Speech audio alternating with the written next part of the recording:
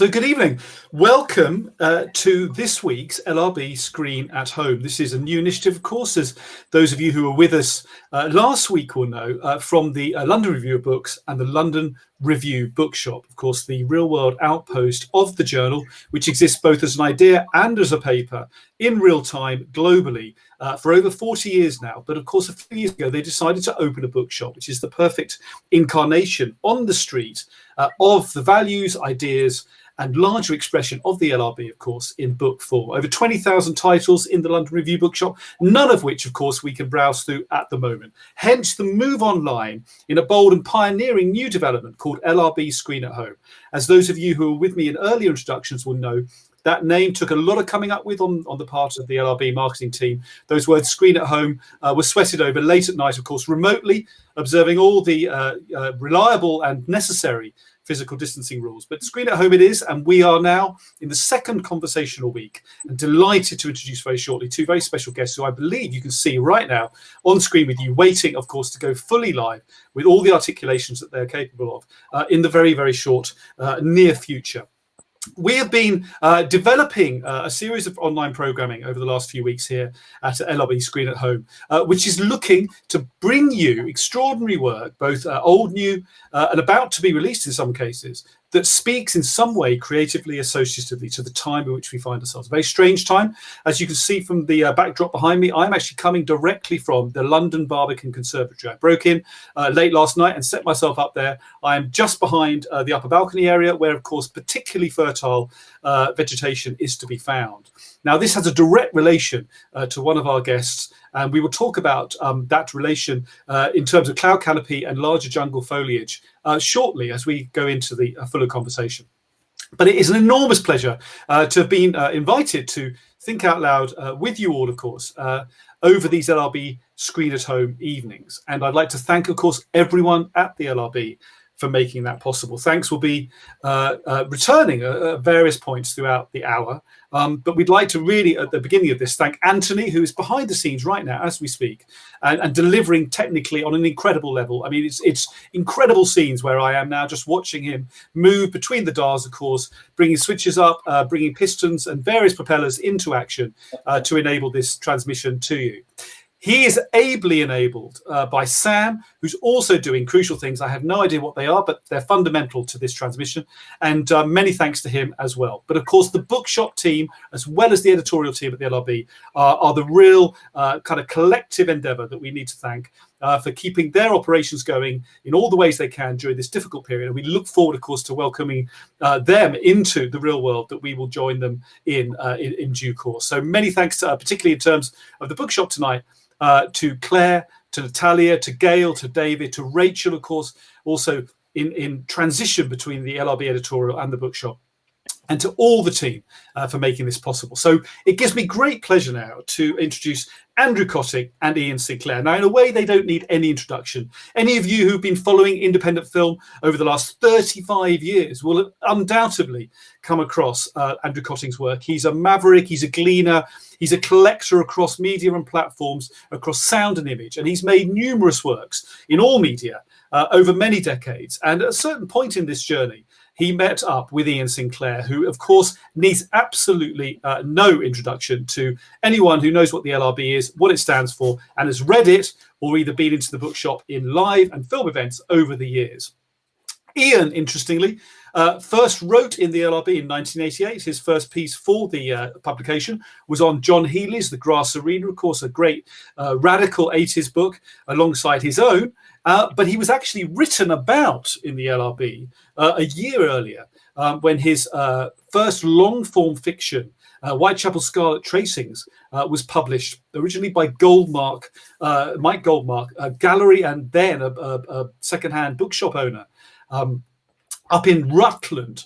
And Whitechapel Scarlet Tracings was reviewed in 1987 by Patrick Wright, the great cultural historian and maverick commentator in the LRB. Iain's next novel, it seems like a slightly inadequate term to call it a novel, Downriver, was reviewed by no less than Angela Carter in 1991. So Iain has a strong ongoing footprint as a writer and also, of course, in terms of being reviewed by the LRB. Welcome, Andrew, and welcome, Iain. Thank you. Good evening. Good evening Great to you both. Thank you both very much for being with us. Now, we're here with the premise, of course, of the recent release of the film that you've made together with many other crucial collaborators we'll come on to in a minute, called The Whalebone Box. And for The Whalebone Box, we are extremely grateful to two large organisations and individuals within them. To Home, the extraordinary multi-arts venue in Manchester, and particularly to Jason Wood, head of Home, and obviously the creative director, particularly in the cinematic realm, who's been a long-term supporter of Andrew's work and has supported the Whalebone Box most recently in terms of enabling its release directly. And he has been joined in that endeavour by the wonderful team at Mubi. Now, for those of you who don't know, Mubi is a global online streaming platform and has the clarity in its curation that makes Netflix look like, of course, the ragbag that it is, where it's impossible to find anything except the latest breaking series. Unlike in Mubi, where, of course, one film comes on and one film goes off. It's a little bit like my local supermarket, one in, one out, of course. But Mubi, rather than obviously staying by the alcohol area, brings us the full range, of course, of that corner shop possibility, from festival favourites, new releases, of course, auteur retrospectives, and so on. And the Whalebone Box has been playing on Mubi and continues to do so for the period of a month. Many thanks to Mubi for making an LRB special offer available to viewers, of course, yourselves and many others, to enjoy the Whalebone Box, and of course 30 other films over the course of the month. So, Andrew, perhaps we could start with you. It'd be great to keep both of you in the conversation as we move through your many collaborations together. But this, of course, is your latest feature-length work, and you were presented in a way with an offer you couldn't refuse. You were presented really with the idea of the Whalebone Box itself by Iain. Is that pretty much how it came about? Iain had been banging on about a Whalebone Box since time memorial, but it wasn't until I had it in my hands and felt its potency and its weight and its magnetism and its power that I realised that the reason he needed to take it on a journey was because it had been doing his head in a strange way as well. I think he'd been in his possession for almost 30 years, sitting on his desk there in London. But when we were making working on a project together on Edith Walks, he was already talking about it then. And in fact, we made a facsimile. The kind of cardboard box that you see in the film was a facsimile. It was a version of it's like a familiar. It's a version of the Whalebone Box. The Whalebone Box obviously being way, way too heavy to take on that particular journey. So, and even now I'm thinking about it, when we were working together on Swandown, he proposed that perhaps we continue, once we got to the Olympic site, we drop into his place and maybe pedal it, the Whalebone Box, all the way up to the Outer Hebrides. So it was certainly there as this iconic and very strangely mythological object. But I was resistant and reluctant until, well, Iain can maybe explain a little bit more about when or where or how. But once I felt it, once I was in possession of it, within seconds, I knew that we had to make a piece of work together about it. And out of that grew this idea to take it back to the very beach from where the whale had been washed up over 30 years ago. But I mean, maybe Iain can elaborate on that a bit, because it was already informing a lot of his writing and various other projects that were pertinent to what he was doing a couple of years ago. Tremendous, thank you. Yes, please, Iain. I mean, do let us know how this box kind of permeated your life and work over the years before, of course, Andrew came across it. Yeah, the box was always a challenge. It was like one of those Celtic riddles. What happened was that I met the sculptor, who I think we should mention, who made the box, called Steve Dilworth, who was a close friend of my friend Brian Catling, the sculptor, writer, etc., who brought him along to my bookstall in Camden Passage in Islington in the 1970s. And he presented Steve as a kind of challenge to me, that Steve was doing quite extraordinary art at the time, always involving animals that he'd found or killed and treating in a shamanic way, not as a conceptual artist in any sense, even though his sculpture had a fine and finished quality. So I went down to stay with Steve in Gloucestershire, where he was working as a sort of caretaker on an estate and growing some illicit things along the edge of that, and having a job in Cheltenham in the art school, where he was squashing crows between sheets of glass. So when the tide turned and I was able to make some short films for that wonderful brief flowering of the Late Show on BBC Two, I suggested we do 3 artists who were right off the register at that time, one of whom was Gavin Jones, a painter who ended up living on the Hebrides himself, one of whom was Brian Catling, and the third one was Steve Dilworth. We went up to the Isle of Lewis, where Steve was living, and he had just finished making this whalebone box. He'd found a whale washed up on the shore. He'd scavenged a chunk of whalebone, and he'd made this casket, which was incredibly heavy, as Andrew has said.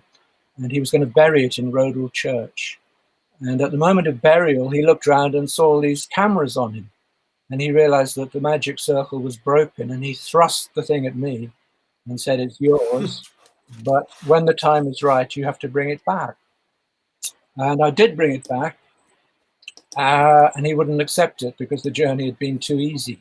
So I took it home again. And I was getting too old to carry the box at this stage. And initially I thought, well, okay, I was like Andrew, I thought, okay, I'll carry it and I'll walk.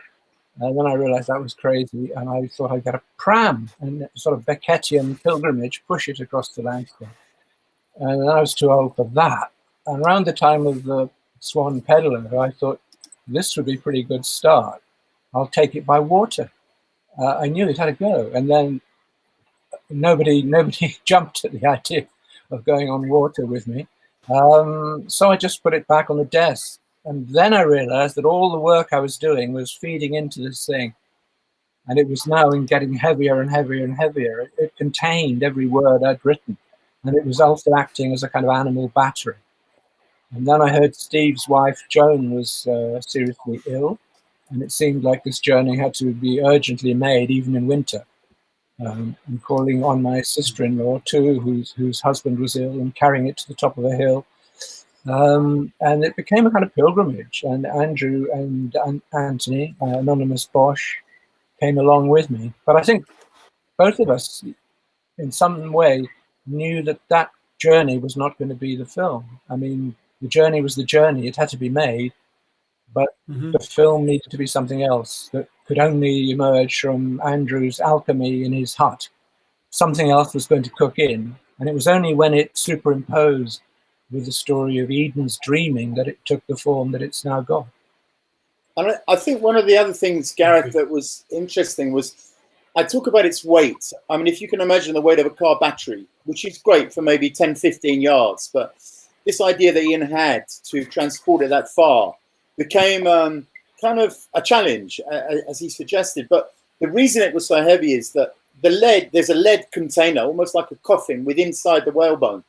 And that had been made from the melted down weights that the net that the whale had swum into was entangled.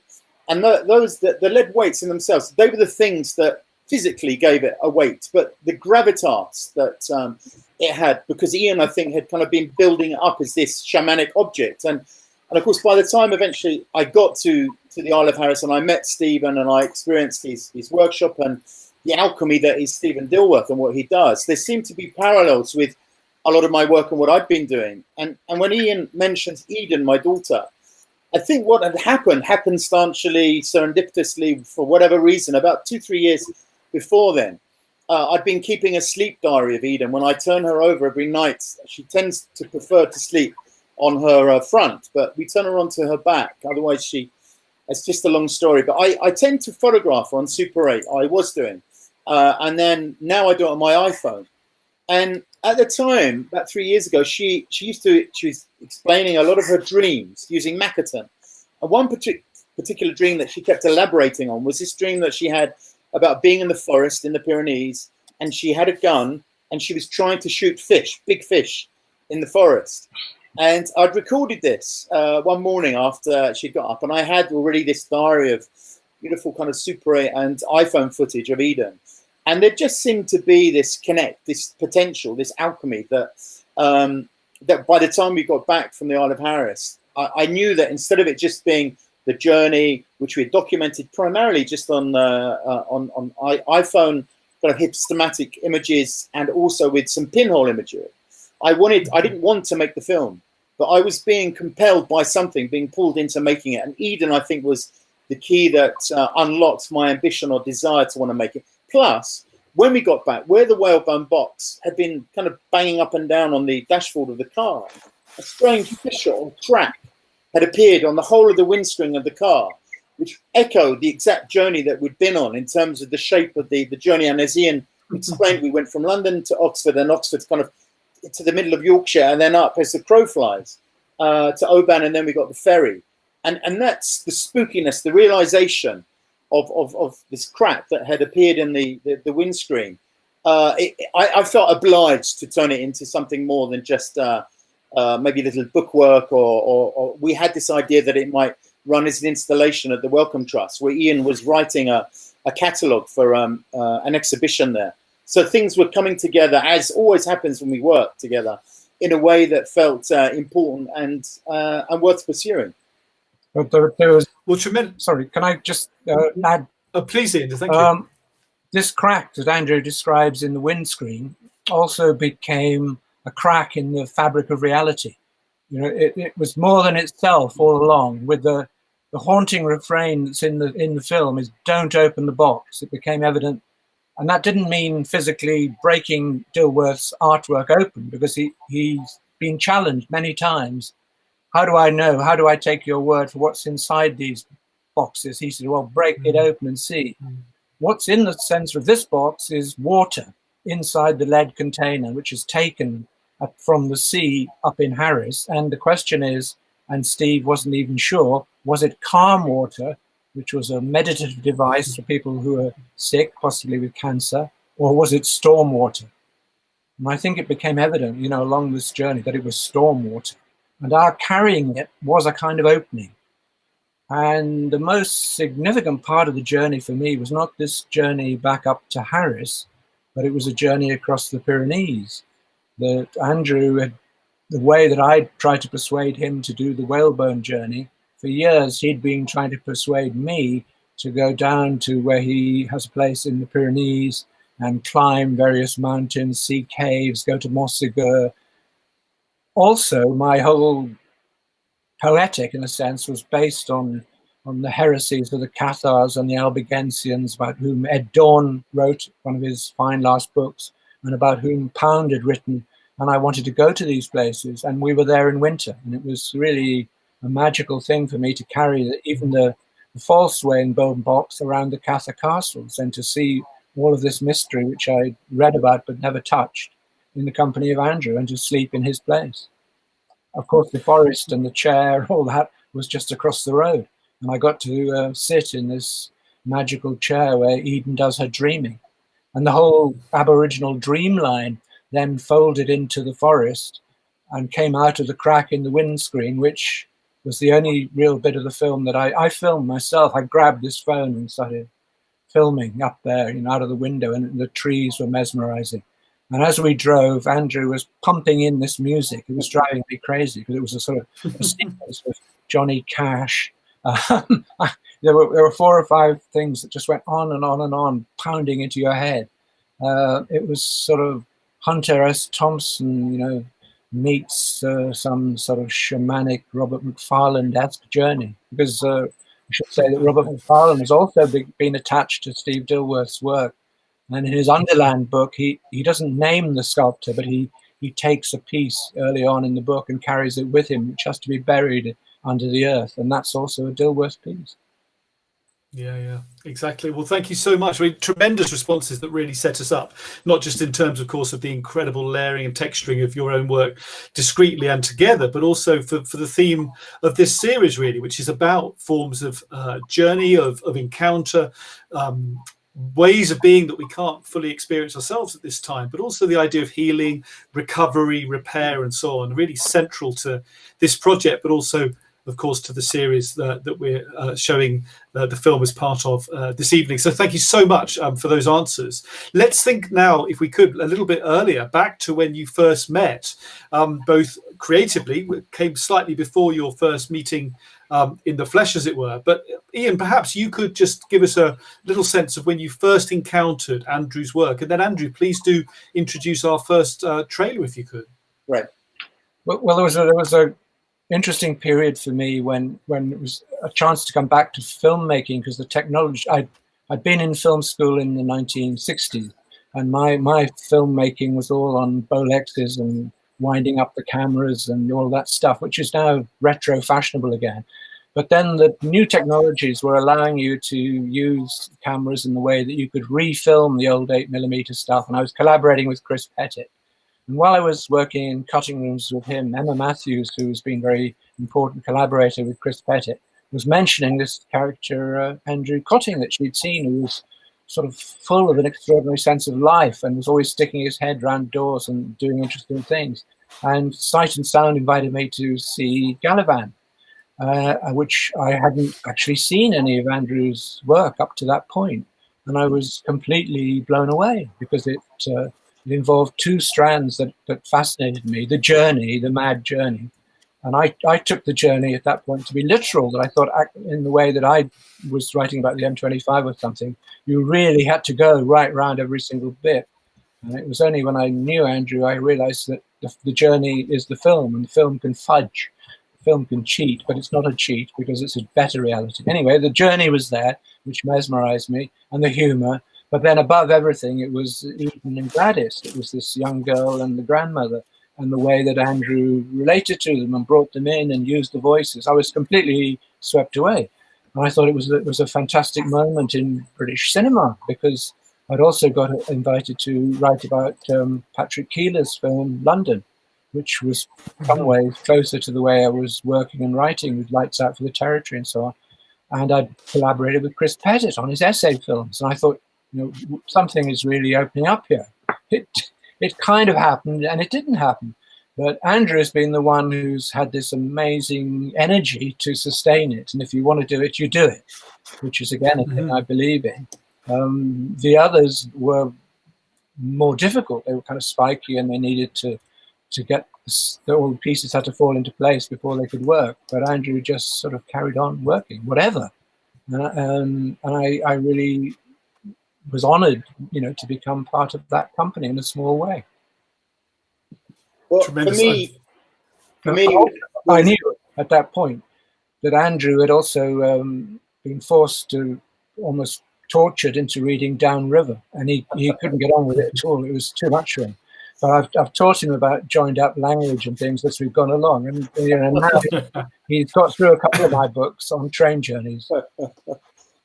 He tends to underline the bits that I might be interested in, and then I get on with them like a house on fire.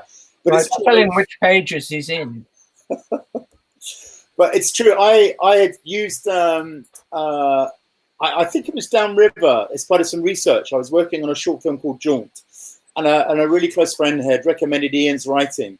And I'd kind of bought most of it, and Downriver was the closest, but I was struggling to get on with it. And then when I was down in the Pyrenees and Galavan had just come out, I was hiding some of the reviews. I'd not been used to both the praise of the film, the celebration of the film, and also people really despising and hating the film. And one of the critics suggested that the film should have been drowned at birth like the runt of a litter.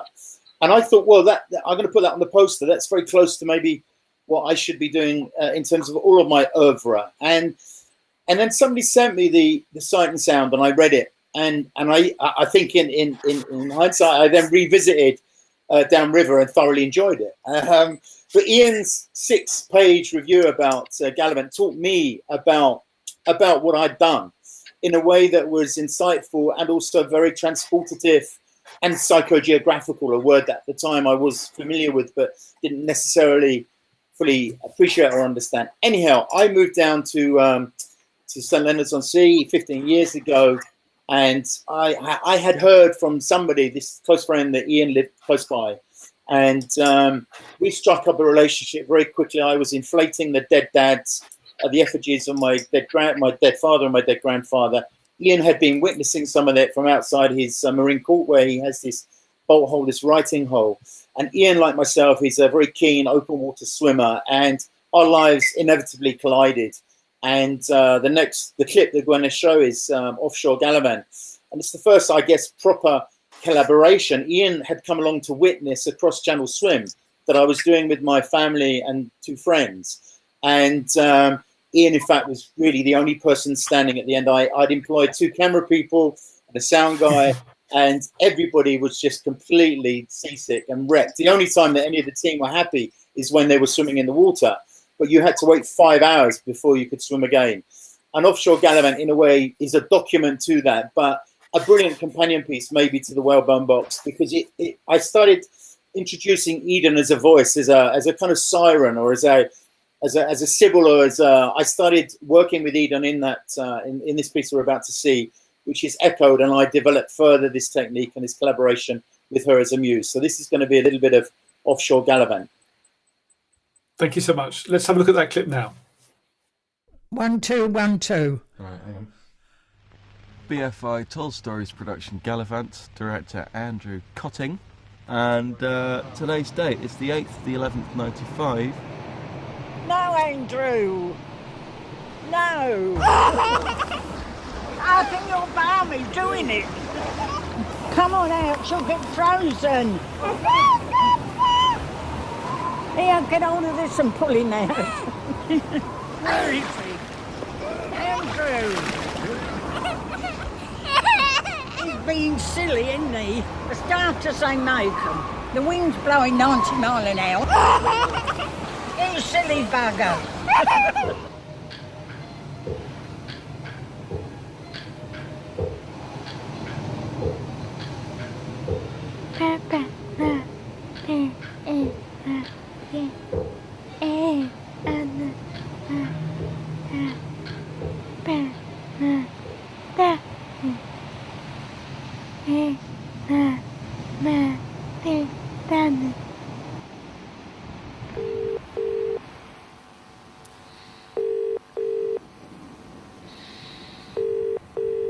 Hello? Hi, Michael. Yes. It's Andrew Kötting. So what's the news today then? Choice is yours, really. The forecast for tomorrow is right on the sort of whether you want to or whether you not want to, and it's up to you. It's 3 to 4, going northerly 4 to 5, and rain in the morning.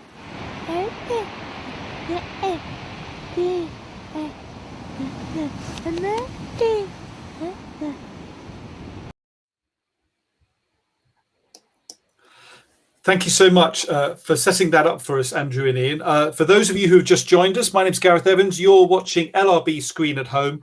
This is a conversation with the filmmaker Andrew Kötting and the writer Iain Sinclair about many of their collaborations, but particularly focusing now on their latest feature-length exploratory essay film, The Whalebone Box. Delighted you can join us, and we'll be with you now for another 45 minutes or so. So Iain and Andrew, we've been looking at how your kind of relationship creatively started. We've been just having a look now at Offshore Gallivant, which involved a relay swim across the channel, where Iain, you were the kind of on-board commentator, as much unease of stomach was experienced by pretty much everybody on board. But this obviously set you up now for a kind of ongoing creative relationship with Andrew of many years, which has involved projects across all media. And in a way, the next significant landmark, if you like, on this journey was the first feature you did together, Swan Down, which, of course, arrives in Hackney for those people who have seen it. But perhaps before we look at a clip, you could maybe just set up the Swan Down story for us a little bit. Well, I think we both tell different versions of the story, but I'll give you mine. And it came at that time, that immediate pre-Olympic window, and one of my obsessions was the enclosure of the Lee Valley, which disturbed me in lots of ways, the breakups of communities, the policing, what I took to be a kind of grand folly. And I was writing a book at that time that involved various journeys around the perimeter of Hackney with different people in different ways. And knowing Andrew now after this cross-channel swim, I suggested that he would swim right round Hackney. I'd worked out how he could do it. You know, you'd be on the canal, then you'd be on the New River. And strangely enough, he bottled it. He didn't want to do it. But he was game enough to come up, and we walked round, and we had what really is our main method of doing things together, is just to have a conversation as we undertake some long, strange walk. And a lot emerged from that you can't expect. And at the end of this day's walk, we were up in the reservoirs in Stoke Newington, and suddenly we were completely surrounded by live swans, kind of pecking away at us. And I may well have been Andrew, sort of that moment had this brainwave that really the way to do the thing was to take a swan pedalo in Hastings and put it onto the sea, and then we'll go by rivers all the way across England into the Medway, into the Thames, and to the Olympic site. And he was quite pro-Olympic in a way, but I thought this absurd marathon journey was a critique that was also playful and also tapped into the weird communities that live beside rivers, between rivers and motorways, that you can't access any other way, which turned out to be true. And in fact, on the Medway, we started off with Alan Moore and Stuart Lee coming together, which was pretty magical. And then we were off on the journey again.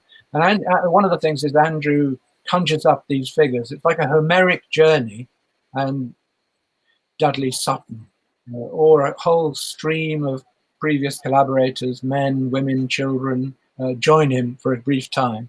Most of them get cut out, but that doesn't matter. The final film is really a husk of the experience. That's the other fascinating thing. You know, I made my own film in my head. It wasn't there, but wonderful bits are there, and you can then make subsequent films out of it. So the sidebars go on. It's a kind of huge creative industry. So it's a kind of madness, and it was that one was a really, really beautiful idea that was a joy to do, because the weather turned. It was Homeric. We made ritual sacrifices on the beach. We poured wine into the sea. The storm broke, and suddenly Charging my battery. It was a lovely summer. And he disappeared off, and I was pedaling away by myself on the Swan, just like now. So essentially, I've got a better journey. It fulfilled its purpose, but for me, the magic of the film came at the end when I had to leave before we got back to London. We were at Trinity Buoy Wharf. The thing was about to go up the River Lee, and the whole crisis of the film for me was missed. I had to go to America, and Andrew carried on by himself, and he brought other people in. But when he edited the film, he made it as a solitary figure. And suddenly it actually became very moving. My favorite part of the film is when I'd gone and he was on his own, and he does all the things that I wanted to do. He bangs up against the chain link fence around the Olympic Park. He does the police voices, the sirens, get away from the Olympic Park, all that stuff. And he sails into the tunnel in Islington, which is where the first film I made with Chris Pettit, Cardinal and the Corpse, begins in that tunnel. So the tunnel is like an aperture of a rifle, leading you in the fatal bullet into the heart of London. And Andrew, by whatever incident, ends up in the same place. Well, tremendous. Well, that's. I'm sorry about disappearing the battery. I realised I had no power for my computer, but we're fired up now, and I will concur with most of Iain's story there. But one of the things that surprised me, and one of the challenges I put to him, having made this amazing walk together, and we do like to kind of walk the ideas and the projects, the ideas for projects into existence. But I got back and I was in my studio in the Old Town in Hastings, and because I felt a little bit deflated because I hadn't stepped up to the challenge of swimming around these muddied waters of North London or East London. And I thought, well, Iain certainly wouldn't say yes to sitting like an idiot next to me and pedaling these swan-shaped pedalos for the best part of, almost a month. And there was something about the ridiculousness of it and the absurdity and the buffoonery that opened up for me a brilliant relationship with Iain. Has his reputation maybe of being slightly too serious, but it's this other brilliant comedic side to him and his ability to notice things. And when you're traveling through time and space on a pedalo sat next to another bloke, you notice so much more stuff. And you have this ability or this opportunity to really talk about stuff. Or when you get bored, I could just dive into either the ocean or a stagnant canal, and then I would swim briefly and then recover afterwards. So that seemed to work perfectly. It's a perfect working relationship by all accounts. You literally can go over the side, of course, if it gets too much. Let's have a look at what you went over the side of now, if we could, with the next clip. This is the trailer for Swandown. Thank you very much.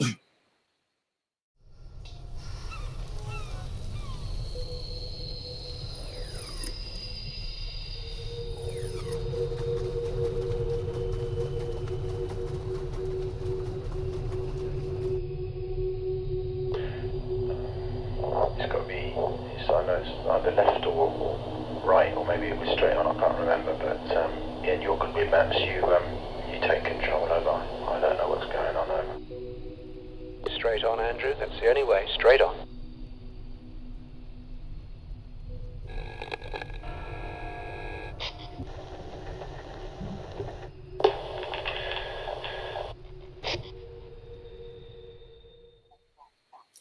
Okay.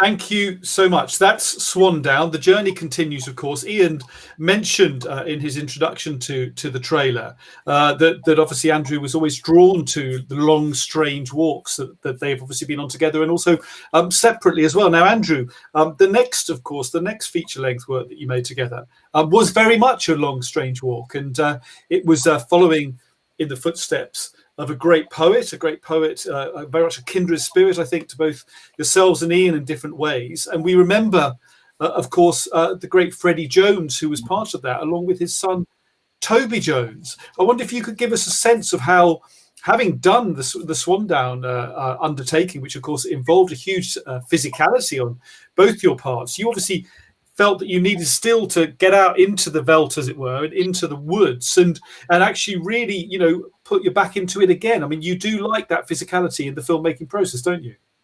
I do, but strangely, I mean, The Edge of the Horizon was a book that Iain had written, and I loved that book, and it had inspired me. Iain had actually done the route already, most of it with Anna, his wife, and it was, for us, it was actually light. It was, out of all the projects we've ever undertaken, we had an old transit van, and we weren't actually, we never got to walk the whole distance. It's implied that we did in the film, but we had Toby on board. Toby had a very tight schedule that he had to work towards. We had other ideas that we wanted to incorporate into the film, and certainly when we went to Oxford Brookes to interview Simon Covesci, who is kind of the go-to John Clare person, there were other things. We went off on lots of wonderful tangents. And I think, in a way, that's closer to perhaps the way in which Iain writes. But for the two of us, it was the, apart from, okay, I was dressed as a straw bear, which was very uncomfortable, and especially when the production got wind of the fact that I hadn't put any flame retardant on it, and so they spent the best part of 2 hours spraying me down, which then made it even worse. But they were completely paranoid that somebody might set fire to us. But the journey was a lot more vagabondic. It was a lot more of a kind of ramble. And I think because we had to consider Toby's schedule, and he was incredibly generous on that. And one of the reasons that he never speaks in the film, and one of the ideas that came out of him saying, look, I haven't got time to learn any lines, or I'm very limited in what I can offer. But because his father, Freddie, was such a big fan, and because Freddie had already played the part of John Clare many, many years before, there seemed to be this opportunity to get his father almost to enter into his son's body and ventriloquize him. So all these things kind of, or these techniques that Iain and I think have both used on both our film and our writing projects, they're crystallized in By Ourselves. And so it's like a delire. It's almost like a drift poem. And there are elements of By Ourselves that I can see kind of reappearing, certainly in the Whalebone Box. That's something that it felt very familiar.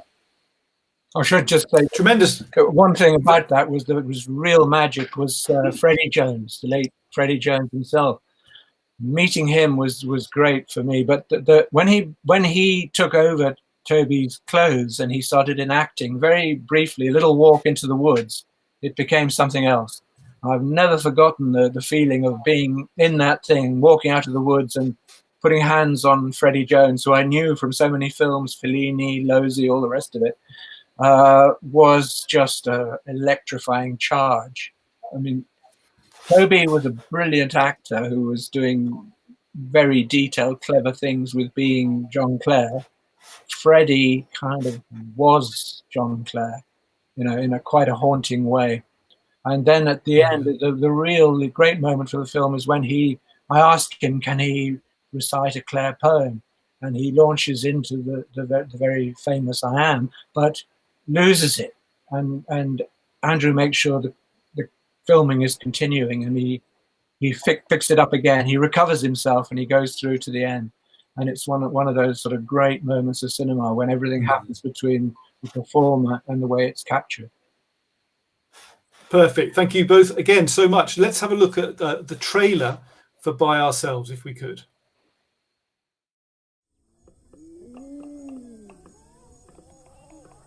I am, yet what I am, none cares or knows.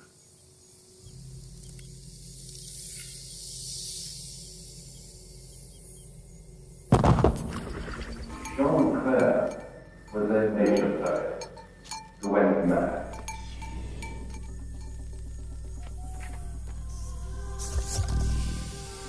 This is our time. This is our time. This is our time. They call this a paraphrensic delusion. Nothing there. The forest creates acoustic hallucinations. But what I know, other people will never know. But I shan't tell them. And John Barleycorn, he shot up a green blade and he soon surprised them all. Ha ha, my boys, he soon surprised them all. New John Barleycorn, he grew tall, he grew strong. Ha ha, my boys, he soon surprised them all.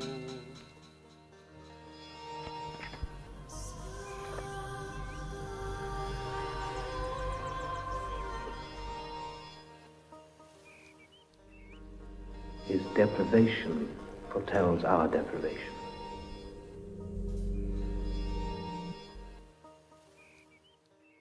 Hey, what are you doing in my village?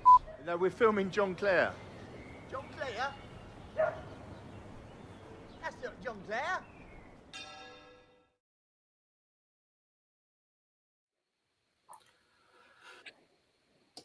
Thank you both again. A tremendous, of course, to think together about Freddie Jones, as you say, and it'd be really an extraordinary sort of incarnation, embodiment of the spirit, of course, of John Clare at a larger kind of sensibility that I think we all certainly feel a strong kinship with, and what an extraordinary career there. But in terms of thinking about your own relationship between writing and image, as you said, you started way back, studying film. You've made a number of films. Of course, the writing itself takes on these kind of forms of edit and cinematic intervention on the page, if you like, between subject matters and forms of space-time kind of disruption and so on. So in terms of working with Andrew over the years, and we're going to head into the final trailer very shortly for Edith Walks, the film you made together before the Whalebone Box, has working with Andrew over the years kind of informed how you think about what the page can do? No. Fantastic. So let's have the next clip then. So you can of course slightly extend that answer should you wish to, but you don't need to at all. It's made me thinking a lot about sound. My vision of cinema was the sort of Brackage vision of cinema, which was actually silent. It was saturation of image. The kind of thing that Andrew did himself in his beautiful film in the Pyrenees with Eden, with the young Eden when they go up to the Pyrenees. It's a kind of home movie with all the natural world. But sound was not really in my head till I started to work with Andrew. And then you just unbelievably listen to the detail that he works, and the way he steals little bits and pieces from everywhere, the way he sometimes voices them himself. It's that opened things up for me. It didn't affect the way I write, but it affected the way that I am and the way that I read the world. That was informed by it. I don't think anything really affects the way I write. That's kind of something secret and inbuilt and predatory and strange. And, it doesn't work that way. But you become a richer individual for each film that you do with Andrew Kötting. Absolutely. Do you want some? It'd be good, just great, because in a sense, it's perhaps then, you've made that really kind of acutely clear and insightful. But maybe the relationship between film and book, of course, is a constantly sort of interwoven one, isn't it? A book might come out of a film, or at least travel alongside it. I mean, as like as not, Andrew himself will manufacture a book out of these materials, a book which includes a lot of visual element, a lot of his own writing. And in that way, you know, the ultimate is performance. But essentially, there's nothing better than being out live with that group, with Jem Finer, you know, with Claudia, with whoever's, McGillivray. The performers are all there on the stage, and it's naked, and the film then just becomes a kind of curtain behind. And that's what I love about it. Is it could be one thing, it could be another thing. I from the start sort of wanted to make films, but the only way to do that really now is through collaboration. And so with different people, it becomes a different way of working. When I've had any kind of credit as writer, I've never written any kind of script for an, well, if I have, it's just as a kind of way of talking about the film. But the way we do is just exchange huge emails. I can bombard him with ideas and information and read this, look at that, in somewhat the way that Gareth Evans bombards the world with cultural hints in a very wonderful way. This is what happens with Andrew. I mean, there's no script that says, you know, you go do this, you shoot that. It's just a series of ideas. And that's the way I think film works best.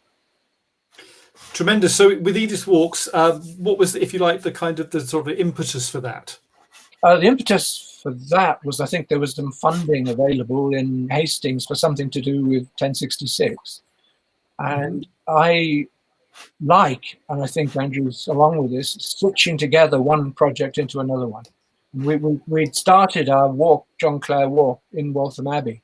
Waltham Abbey had been the starting point for my walk around the M25. It was a substantial hub because it has the judgment painting, medieval judgment painting in the church of the world dividing into those who go to paradise and those who are going down into hell.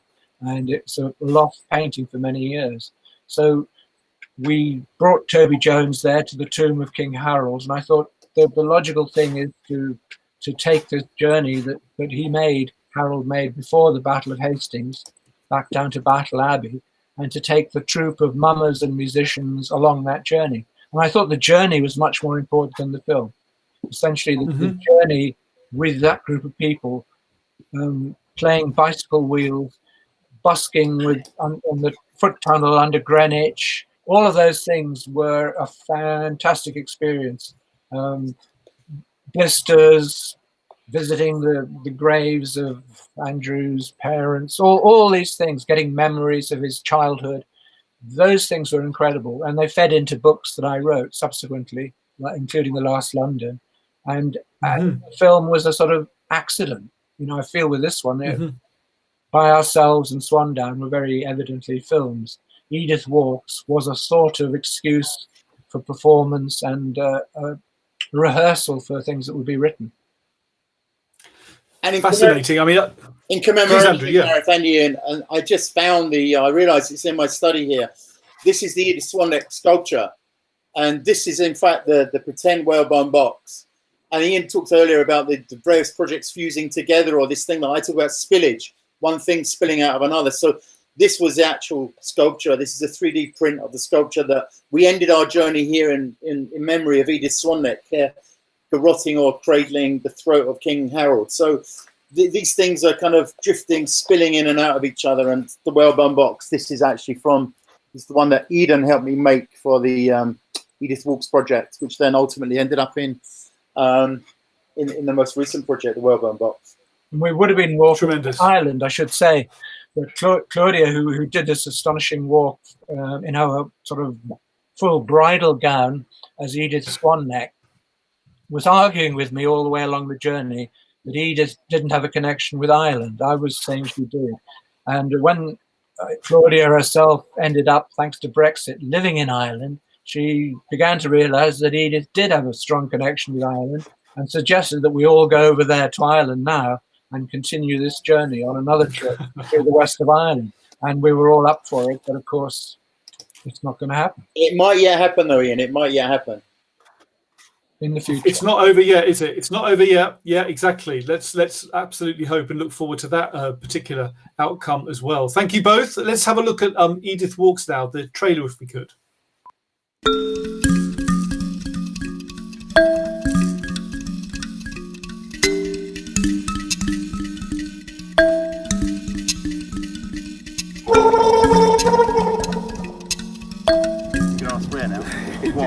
How? She's more curious. I have, yeah, I want to know. We're walking from Waltham Abbey, which is where some of King Harold's body parts are, All right. to St Leonard's on Sea. It's going to take about 4 days, our second day. And we're carrying an effigy. If all of time is a enormous solid with at least 4 dimensions, and all the moments that will ever be or have ever been somehow happening at once, then the past and all of the people in it, they are a few blocks away. Death, to me, is no more than the top of your head. If say birth was the soles of your feet, then that's just your length in time.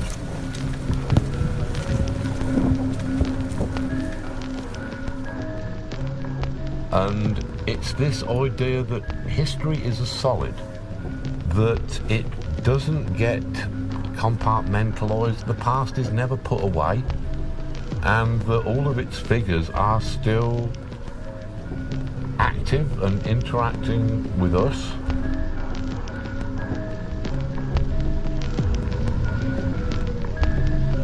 She seems frightened.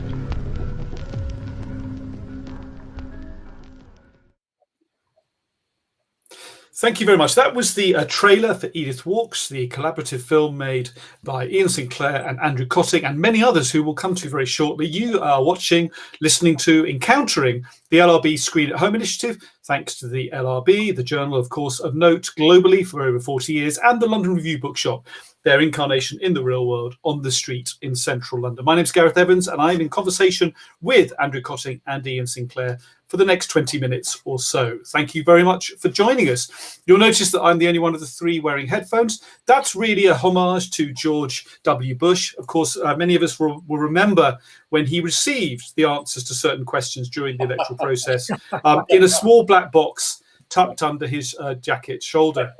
I, of course, have decided to visualize and to make transparent, in the spirit, of course, of larger global democratic movements, and to avoid the fake news that we're inundated with. I have made my my question prompting directly visible through the headphone device. I should also say that I'm wearing a jacket made by and wonderfully upscaled, shall we say, by Layla Macmillan, Andrew's long-term collaborative and life partner, who is actually very, very close to Andrew geographically as we speak, arguably breaking on a regular basis the physical distancing rules that we all are meant to live by. But many thanks to Layla. And Layla, in better times, does have an online shop where many, many items, extraordinarily detailed and finely textured, are available for sale. Layla Macmillan, that is.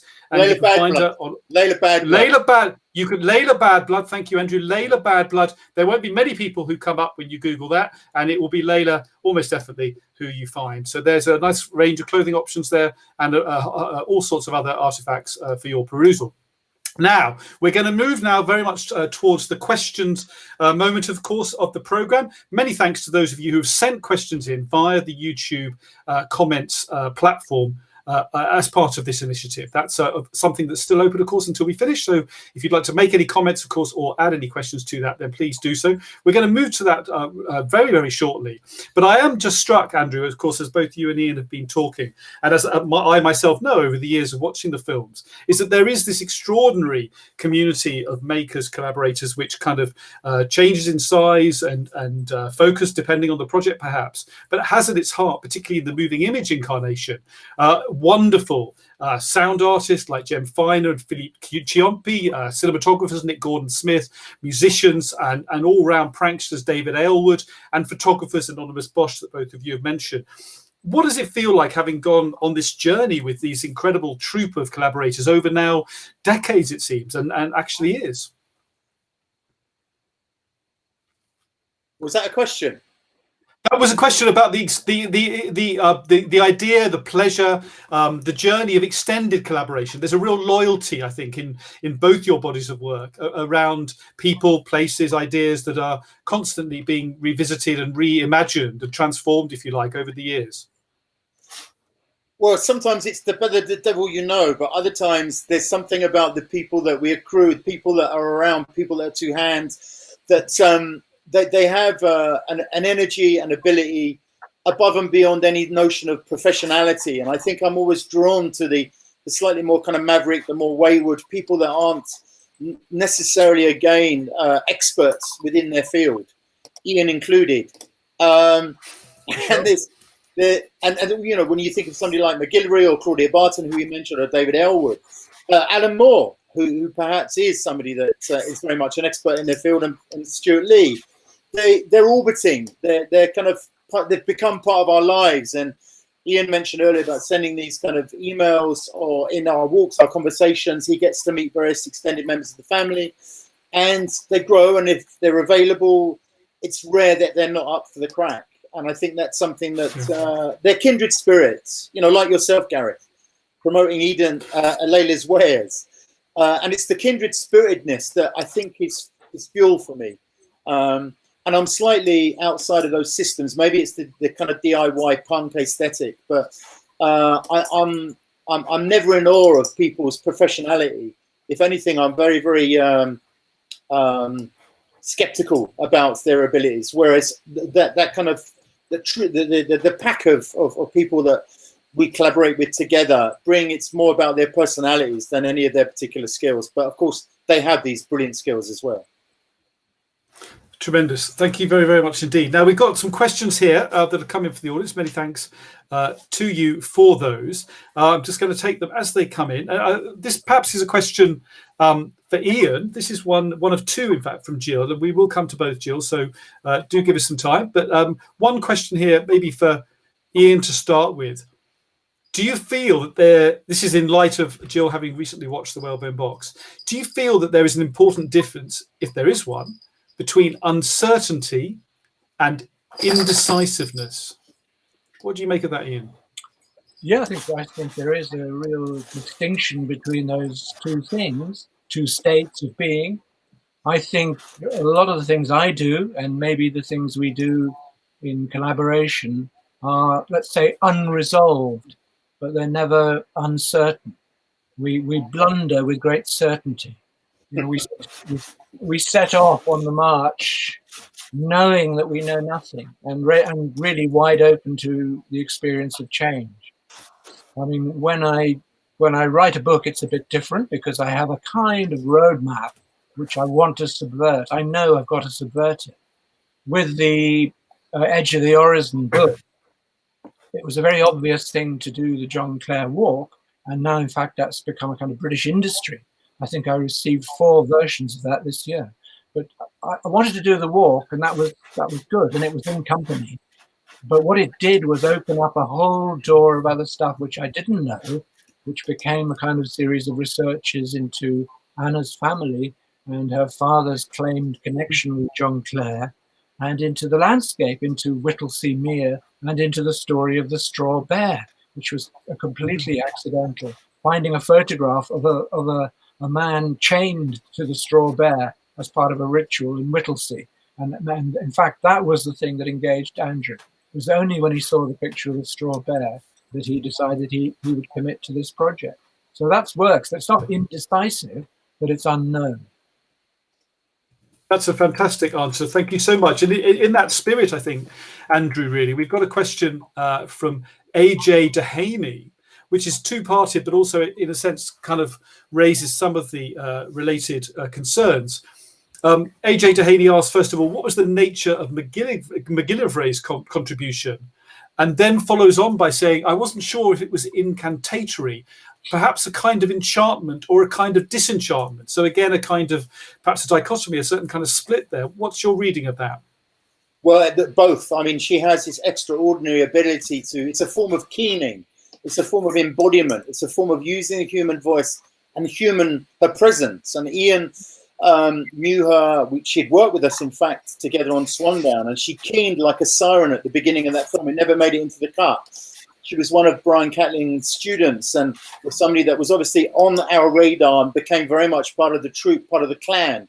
And we went to meet her in Oxford on the way. Iain, again, Sinclair, felt it was important that we should take the Whalebone Box to have it in her presence. And you don't know whether she's incanting into the box or she's taking out some spirit from the box. But whatever's happening in that church when she was keening, when she was making that noise, it scared the shit out of me.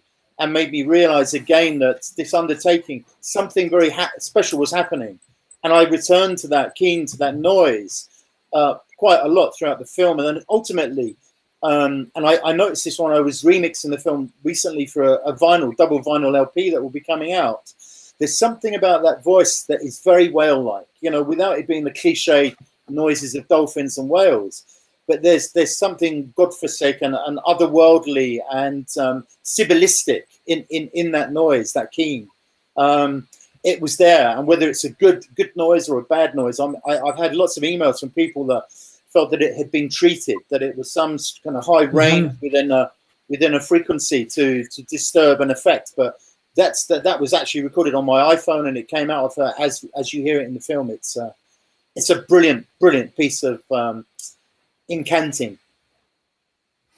Incanting, I think it certainly is, and we have obviously decanted that experience directly into our own consciousness as a result of your wonderful film. We're coming now towards not quite the end, but we're sort of heading towards the closing formal aspect of this evening conversation. It's been a real pleasure to have been in conversation with Iain and Andrew. It's not over yet, so do please stay with us. Some more questions have come in from the audience, and also some comments. So I had a comment just recently come in from James Norton, the renowned researcher, producer and director himself, who said that perhaps my reference to George W. Bush was a little bit out of date. Of course, reflects my age. I'm very much a child of the 20th century, and George W. Bush was pretty much the last president that I paid particular attention to.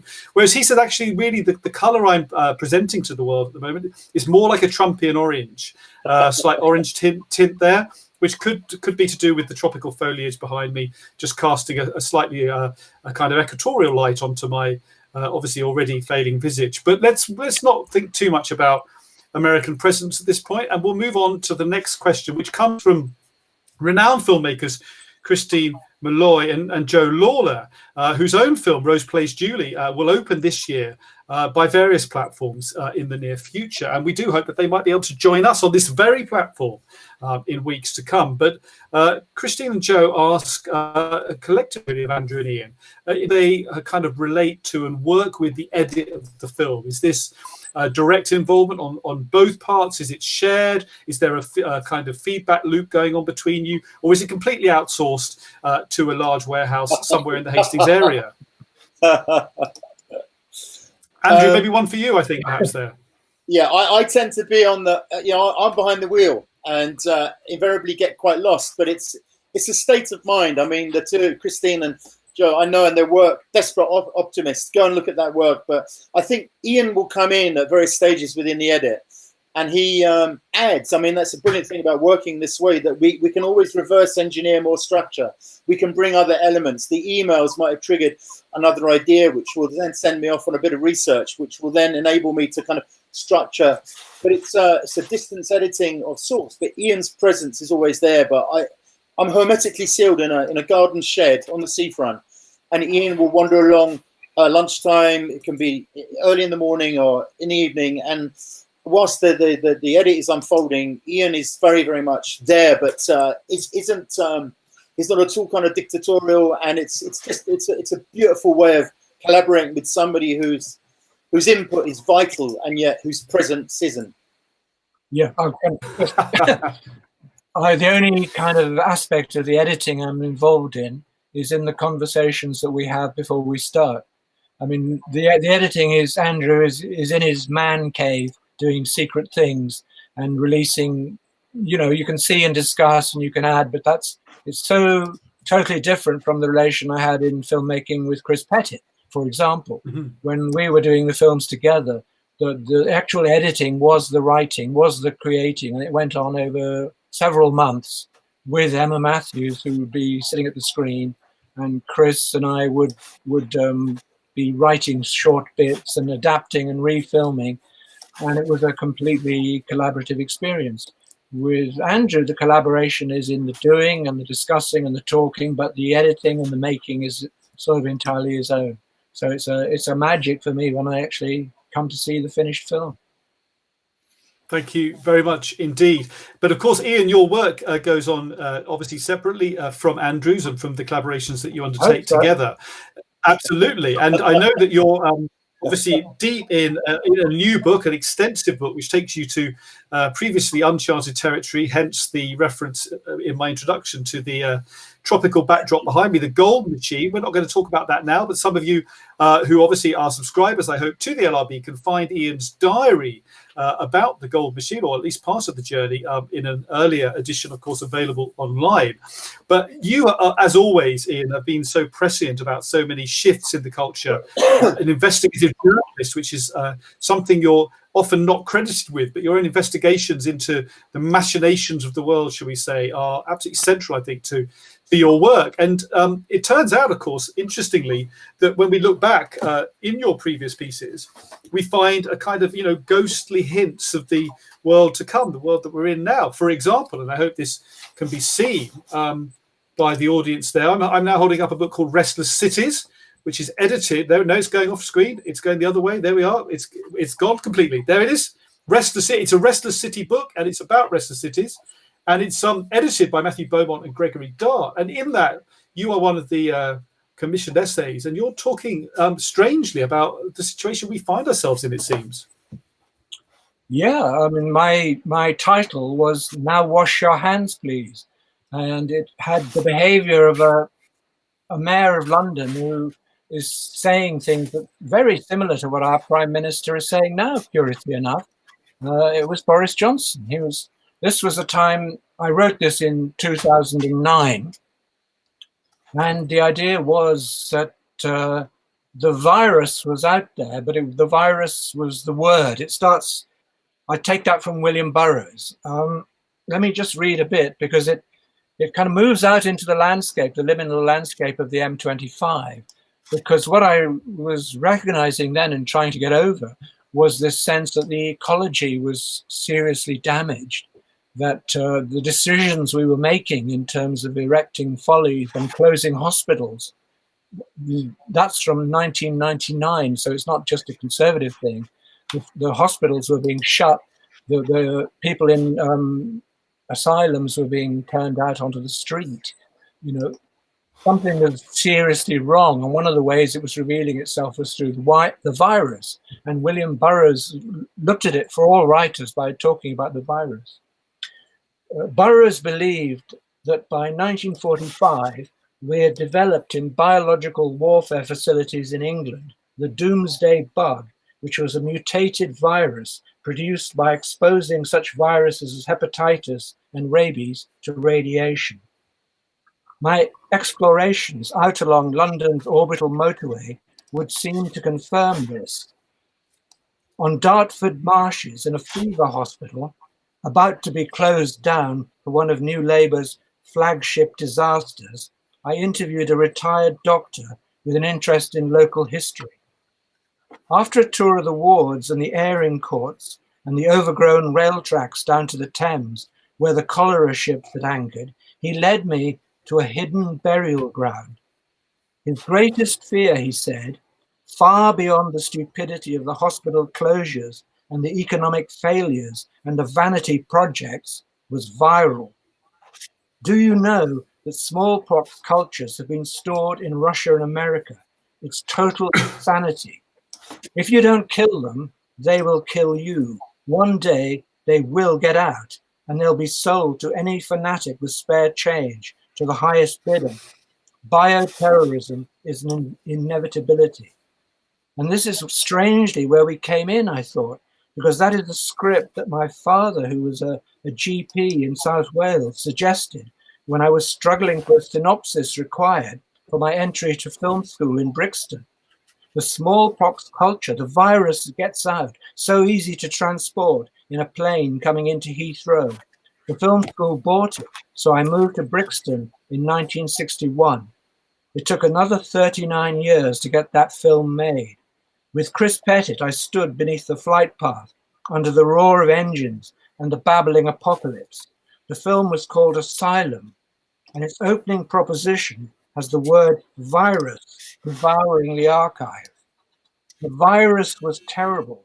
It was created in the protein soup of bad television, with the sole aim of destroying its own memory, the last cultural traces. Thank you very much indeed. That seems all too timely. And your own next contribution to the LRB is coming out in an issue or two. It places you in Belgium, I believe. You were there as the virus spread across Western Europe, and it kind of picks up on some of these themes, I think, by definition, doesn't it? But also takes you into the material for your new book. Yeah, I mean, you look as if you're actually auditioning for my new book. You look like absolutely Mr. Kurt's gone. You have something of the Roger Casement about you, you know, and the setting is perfect because it's kind of the fake jungle that I found in Brussels. You know that the dreadful Leopold II, who was the criminal mastermind of the whole notion of the rubber horrors of the Congo, built himself glass houses that ran from his palace at Lycan for over a mile without having to go outside. He could walk through a tropical jungle to smoke his after-dinner cigar. I tried to get into these tropical hothouses when I was in Belgium, but it was already too late. Everything was closing down. And there was a sense of moving across the darkness of the city ahead of this wave of virus that was coming. So the piece I wrote starts in what had once been a brothel and was very human. It's like the old eros of Brussels, the bar, the brothel, the civilization, and then the dark closing down all around us as we walked out to the battlefield at Waterloo. And curiously enough, Chris Pettit was arriving, very much like the poem by W.H. Auden. Auden came to stay in Brussels in 1938, you know, just before the invasion, and he wrote a poem called Gare du Midi, which is where Chris Pettit arrived. And I thought Chris with his little bag was like the figure in this poem. He walks out briskly to infect a city whose terrible future may just have arrived. everything seemed to echo this moment of closure and getting out on the last train, you know, in a sense of that. So all those things are in this little diary piece, which is mainly about a poet who lived in Antwerp but was obsessed by London. And I discovered that he shadowed me. It was almost like a weird twinning. It's like a doppelganger story. That this man was obsessed by London, but he never came there. And then finally his wife persuades him to come, and he did a book of photographs which were of St. Anne's Limehouse, the pyramid in the churchyard, using exactly the same quote from Thomas Browne that I use in Lud Heat. So it was essentially a Belgian stranger was haunting me in the head of my footprint without me never knowing it. So, I mean, that's basically what I'm trying to get over with the diary piece. Thank you very much indeed, Iain. And hello, Eden. Hello, Eden. Eden, it's great to see you. Thank you very much for coming. And we're going to show your film very soon as a very special closer to this wonderful conversation. So before we do that, Andrew, I've just got a couple of very quick practical questions for you. And then we'll obviously love to hear from both of you about Eden's new film. But just a couple of roundup questions, I think, really. From Adam, was the paper box buried or the real one or both? What was buried? The real box was buried. The real box was buried?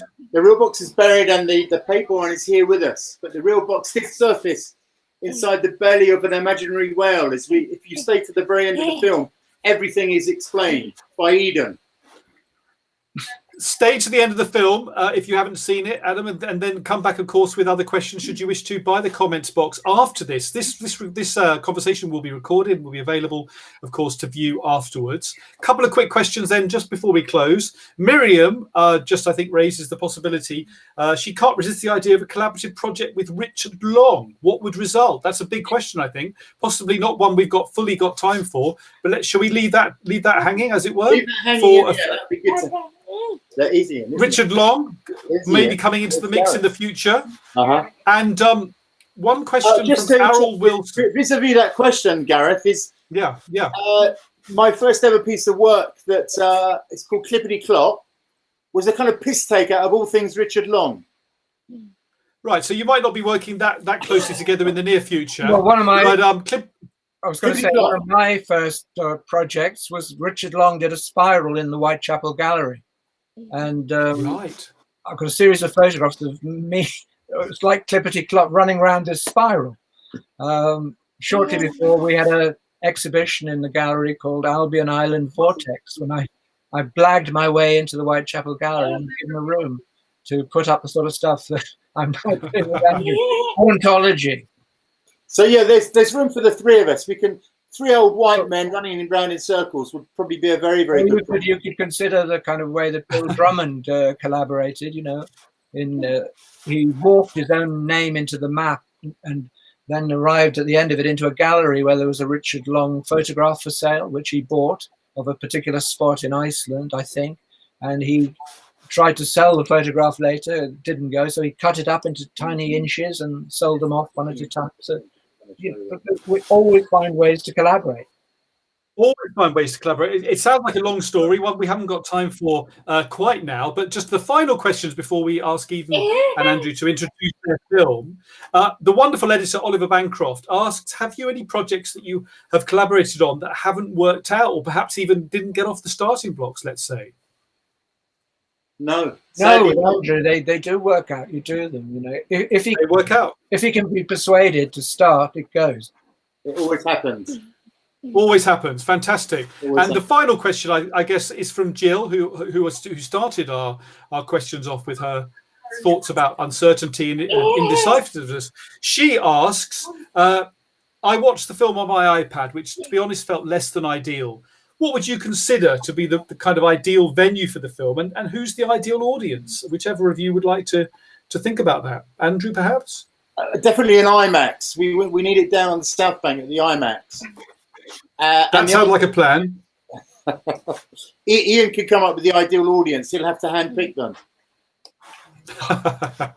Well, the ideal audience would be dead. Kind of the whole thing is a mixture of an amniotic dream and a posthumous dream. It's like Eden's dreaming before she's born, and then the old people like me kind of dreaming after they're dead, and the box as being somewhere in between the two.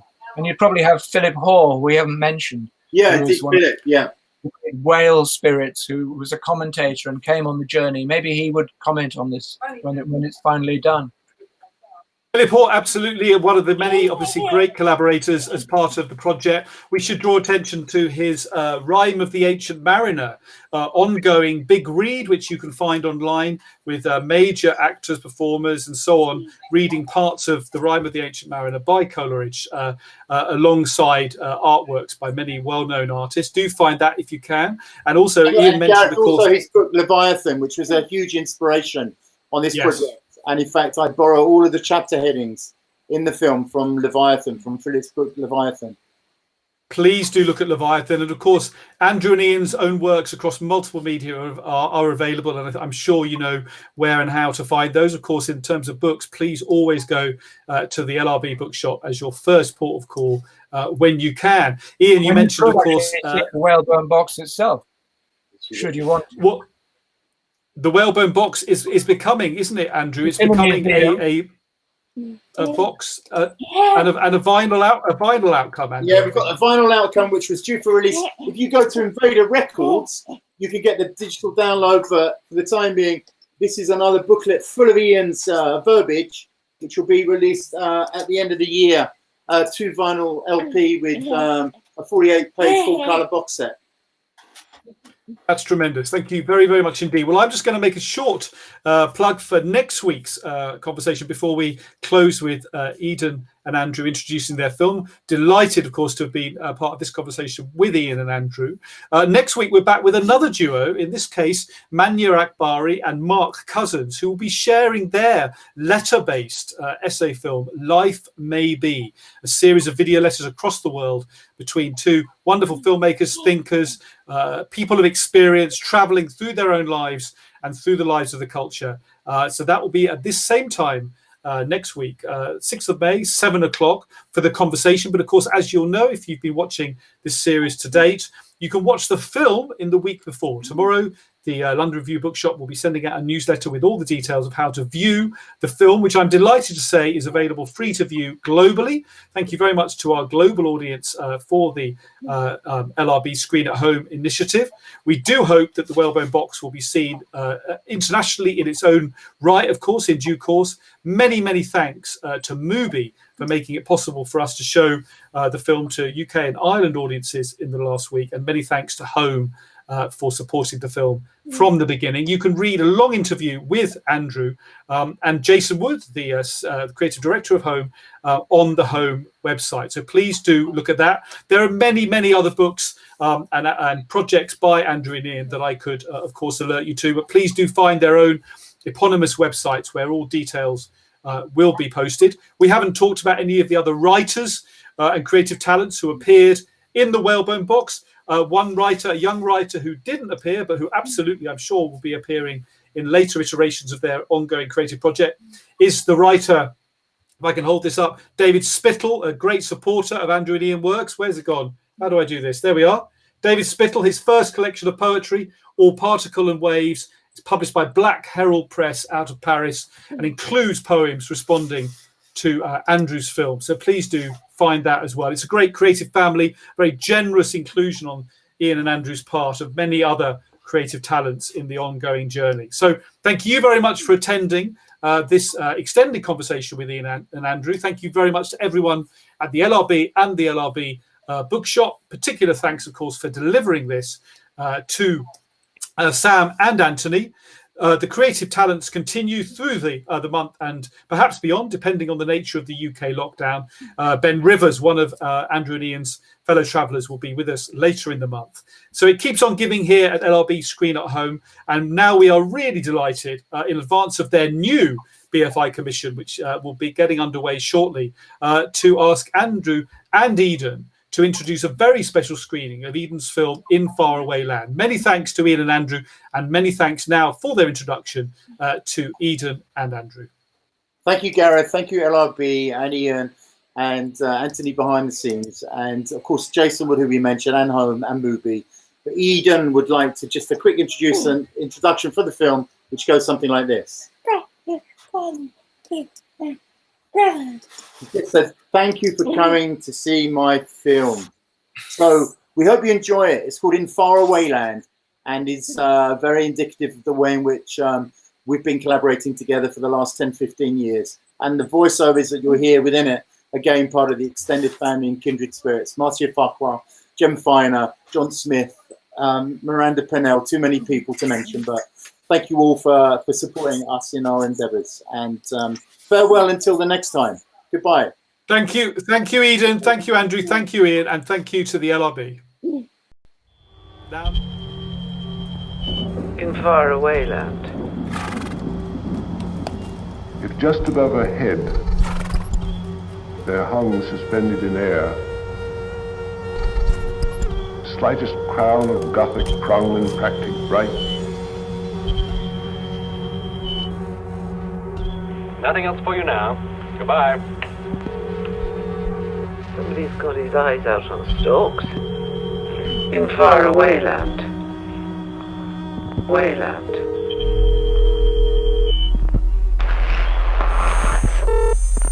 Hello? Hello?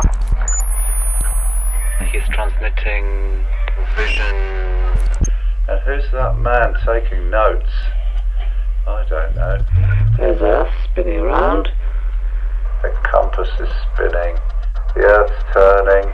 He's transmitting wavelengths to unlock a secret safe somewhere at the bottom of the sea.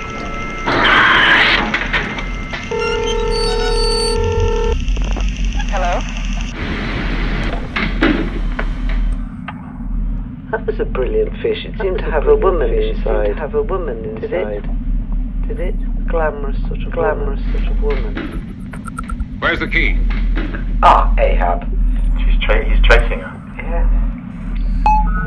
Bubbles. Ooh, here's a sheepish-looking character with breath. breasts, these are nipples. No, they're clouds with bits of rain forming at the bottom of the clouds. But they're beautiful anyway, whatever. It doesn't really matter, does it? And this character is swimming through the molasses of life. Oh yes, because it says deep in the cloud of our own making. Hello? Hello? I was wondering if you could put on the sound Harpoon. That which I was looking at is a harpoon. Wow. Well, I didn't know. It all goes so quickly. And there's Eden looking out. Now it's clear. Those baguettes are binoculars. Where's the key? What key? The key you took from Doc Kennedy. I want it. I don't know what you're talking about. The key is very important. Don't waste my time. Here comes Captain Ahab on a flying carpet. Possibly. Is that a flying carpet? Maybe you could spin out the little bit that's left explaining. Flying across a wide-eyed bunny, jumping out of. Love you.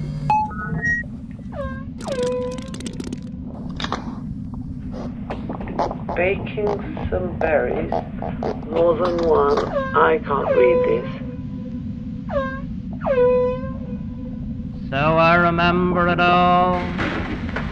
Where's the key? The sweet shop is closed. Oh, I love her. Bubbles. Tell me about that character. There's a lot of watery stuff, a lot of aquatic stuff going on. So I remember you. I love those bubbles. Side stroke, breaststroke, butterfly stroke, sinking. Bubbles. I think it's oceanic. I like that word. I like it because it means to me something beyond my ken.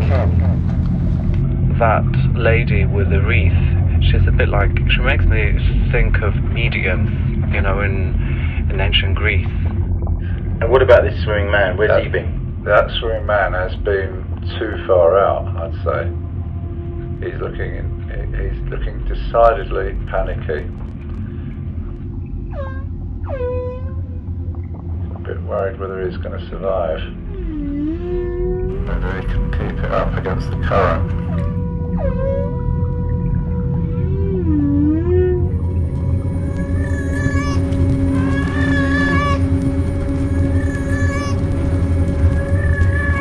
Do you think he's afeard of the fish? Well, I think it comes and goes. I think it comes in waves. I think the fear is superficial. The very young breasts of Marilyn Monroe and the waving baby swimming past. I think the fear is superficial. You think everything's going to be alright? You think everything's going to be alright in the end? I think it is. I think it is, but it's going to be a long journey. But in the end, I think it all becomes alright.